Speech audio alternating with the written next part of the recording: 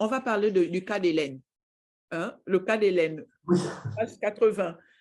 oui, Hélène, qui au départ tutoie ses beaux-parents parce qu'ils l'ont connue très jeune quand elle a commencé. Et puis le temps passe, le frère du mari d'Hélène arrive, amène sa femme adulte dans la famille et automatiquement le vouvoiement s'installe.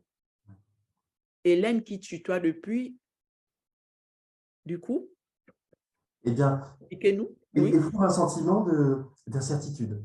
Elle ne sait plus si elle doit continuer à tutoyer comme elle l'a toujours fait, ou si elle doit faire comme sa belle-sœur, et elle se dit, mais mince, peut-être que ça fait des années que je vexe mes beaux-parents en les tutoyant alors qu'ils attendaient que je dise vous.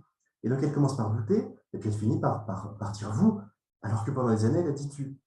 Euh, c'est un cas un peu compliqué, mais je crois qu'il est assez représentatif de nos hésitations dans la vie de tous les jours. Et c'est aussi représentatif du fait que entre le tu et le vous, parfois ça évolue, ça peut bouger.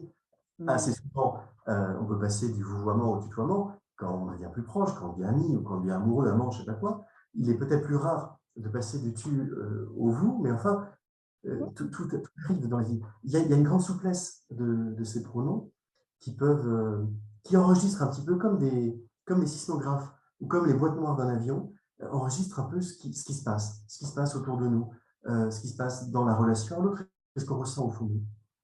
Mhm. C'est une idée qui est importante. Le tu et le vous, c'est comme un sismographe de nos états d'âme.